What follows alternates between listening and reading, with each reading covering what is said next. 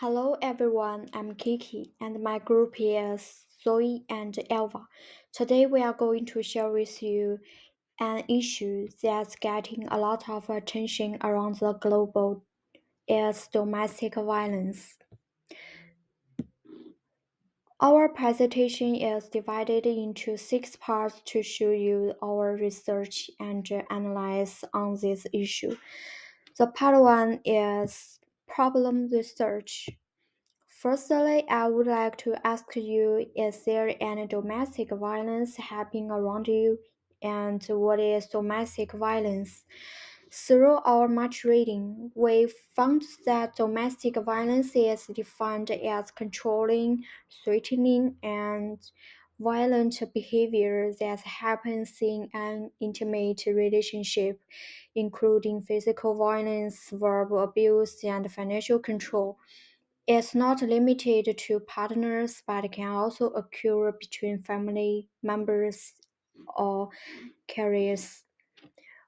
More importantly, domestic violence is not only a family problem, it has far reaching implications for society as a whole. For children in particular, domestic violence may cause them to feel fearful and even makes them identify with the violent behavior, creating a vicious cycle. Breaking this cycle is therefore a challenging we need to face together. Now, we can see that domestic violence really comes in many different forms. So, according to our research data for the first season of 20 and 24, domestic violence cases in the Canberra region of Western Australia have peaked at a 5 year high, with an overall average of 19 accidents of domestic violence every day. These cases include 1,185 tricks and 226 injunction branches. Behind these numbers are countless hard lives, broken families, and social unrest. So, similarly, through continuous searches, we learned that many local young girls even consider being beaten by their boyfriends to be a normal behavior, and that the common belief in this way prevents domestic violence from being calculated and stopped in a timely manner.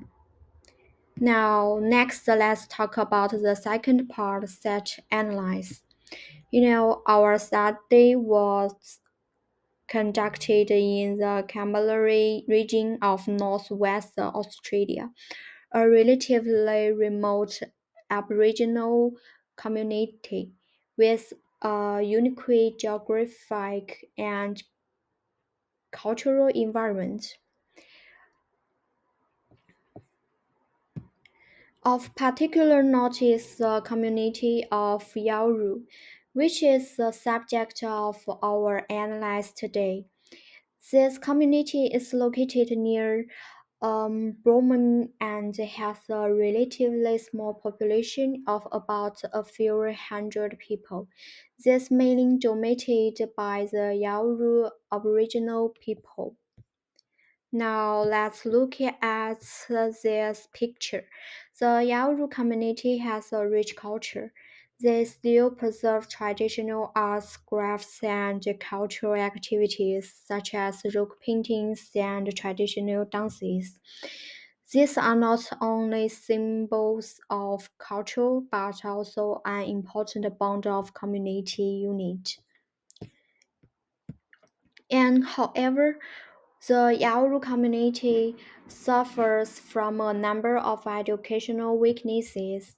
While schools provide basic education, they are relatively poorly resourced in important areas like domestic violence prevention and healthy relationship education. This has resulted in many young people lacking a proper understanding of healthy relationships and sometimes even believing that domestic violence is acceptable. Then the another issue of concern is the language. The Yauru language is endangered, with fewer and fewer people fluent in it. This has led to great difficulties in passing on the culture and has also created real social problems. For example, when dealing with domestic violence, many older locals speak only their mother tongue, while legal services are mostly in English. So the language problems makes it difficult for them to get help. Finally, we found that the Yauru community faces few major challenges, including cultural and language challenges, poor resources, and limited access to transport. These issues make it difficult for victims of domestic violence to receive timely support. Especially since language difficulties make it hard for them to seek legal and mental help. So at the same time, the lack of trust within the community future increases the complexity for the problem. I'm Zoe. I will introduce part 3 and part 4. The third part of the population analysis focuses on the cultural values of the Yauru people, their political positions, and the challenges they face. The people of Yauru deeply respect and celebrate the richness of multiculturalism and promote diversity and mutual understanding. They emphasize the strong ties between families and communities and encourage solidarity and cooperation in facing challenges together. In addition, the people of Yauru attach great importance to the knowledge and the practice passed down by their ancestors and are committed to protecting and promoting their cultural heritage, ensuring that future generations can appreciate and uphold these values. Recently, advocates organized an Ochre Ribbon Parade to expose the severity of domestic violence and honor victims. We must speak up and direct those who need help to the appropriate institutions. The people of Yaru want greater participation in governance, especially in land rights, environmental protection, and social justice, to preserve their culture and way of life. Design can play an important role in facilitating political discussion and decision-making by creating community hubs. These centers increase awarenesses and the participation of residents by providing accessible information and resources. Given the recent rise in domestic violence statistics, the Kimberley community is rallying to demand change. Local community organizations offer set-up support groups to provide counseling and legal advice to help victims of domestic violence. In the Yauru region, service providers use a culturally sensitive approach to ensure that support measures are in line with local customers. For residents with special needs, especially children, family intervention services are provided to improve the family environment and prevent violence. However, several potential dangers threaten the safety of residents. Land development projects, such as mining, agriculture, and infrastructure development, may infringe on the land rights and cultural heritage of the Yauru people, leading to ecological damage. In addition, modernization and globalization may also lead to the loss of Yauru culture and language, affecting the community's identity and the transmission of traditional knowledge. Lack of economic opportunity and educational resources can exacerbate poverty and marginalization. Many victims of domestic violence struggle to seek help due to a lack of support, leading to mental and physical health problems. Lack of awareness of domestic violence leaves both victims and perpetrators without effective coping strategies. In remote areas, a lack of professional support and resources make it more difficult for victims to get help. To address these issues, we must strengthen advocacy efforts to make emergency help, psychological counseling, and legal advice available, and to ensure that victims have easy access to the support they need. Implement community education projects to raise awareness and the coping capacity of residents on domestic violence through interactive activities or brochures. In addition, create a resource platform that maps community resources and available services so that victims can easily find help. In conclusion, the cultural values, political positions, and the challenges of the Yaru people underscore the importance of community support and active engagement in seeking change. Let us work together to promote a more just and inclusive society. Part 4 will present our framework for addressing emergencies in Indigenous communities in Australia, with a particular focus on domestic violence in the Yaru region. We first identified the various emergencies faced by indigenous communities, including natural disasters such as wildfires, typhoons, and floods, as well as human factors such as violence, health problems, and educational inequalities. These factors are critical to understanding the challenges these communities face. Next, we focus on the Kimberley region to narrow down the research. Our main research area is domestic violence.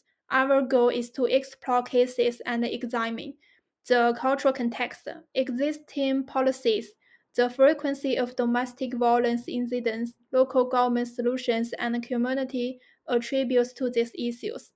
Continuing through extensive research and teacher feedback, we decided to focus on the Yaru community. Our analysis will cover education, mother tongue, continuation issues, available resources, and other factors that may contribute to domestic violence. Finally, we will look for specific local cases, such as an incident of domestic violence against a 12-year-old girl. Our research will also explore government responses and indigenous resistance, including psychological counseling services, domestic violence protection services, and police support. In addition, we will examine responsive projects in various design industries such as safe havens and performance art that simulate domestic violence. Our analysis shows that a lack of education and the right values are key factors in the high incidence of domestic violence in Yauru. Cultural values and the issue of indigenous language inheritance also play an important role. We will assess the feasibility challenges, strengths, and weaknesses of existing government policies and design options. Here is our group division of labor, stage schedule, and meeting schedule. I'm Elva. Next, I will introduce the Part 5 and Part 6. Part 5 is methodology. In addressing the processing issue of domestic violence, the local government has developed a number of strategies. In addition to this, there are also some innovative designs that have raised the public profile of domestic violence to a certain extent.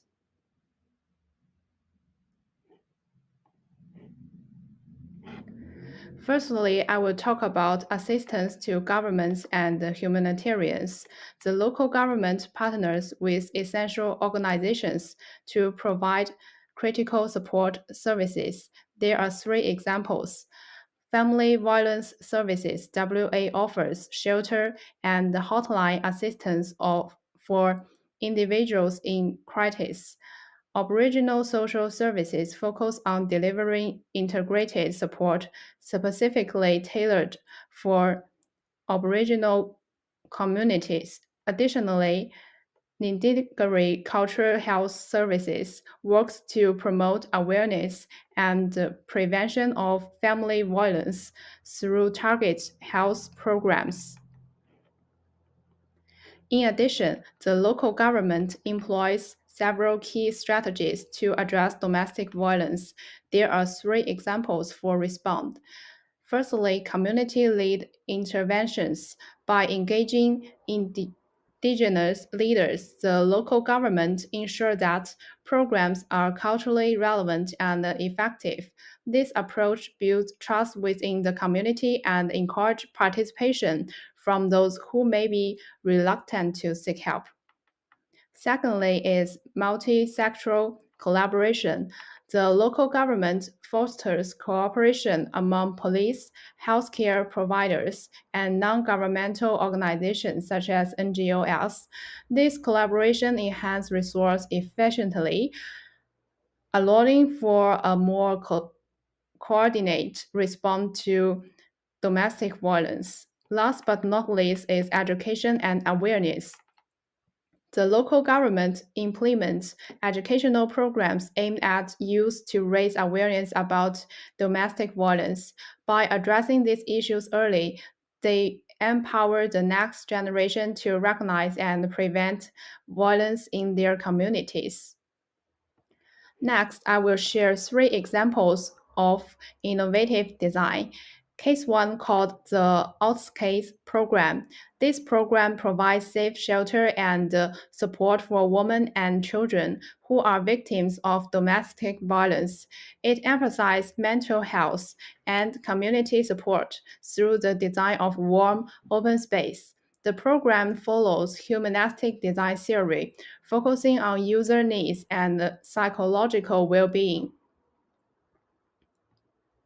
Challenges include ensuring privacy for residents and preventing abusers from entering the shelter, as well as efficiently connecting with community resources.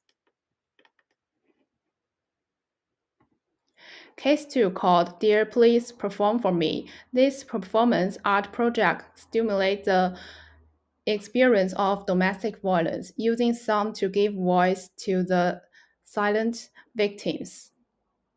It employs human-centered design and music therapy theory to prioritize victims' emotional needs. However, issues such as victims' reluctance to participate due to trauma, privacy protection, and a lack of professional support present challenges.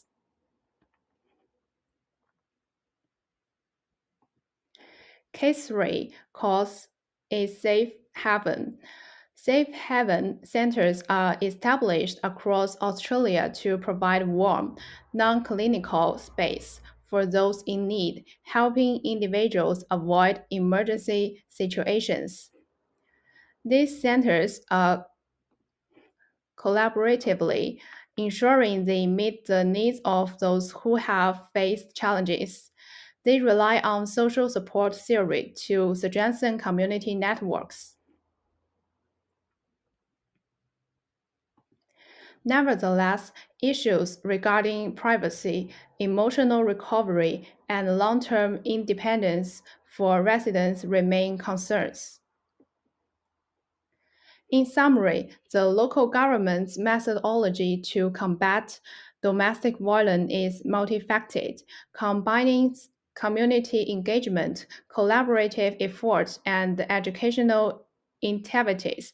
By integrating these approaches with evidence-based frameworks, the government aims to provide immediate support while fostering long-term recovery and empowerment for individuals affected by domestic violence. This comprehensive strategy not only addresses the immediate needs of victims, but also seeks to build a stronger, more aware community that stands against domestic violence. Part 6 is our reference list.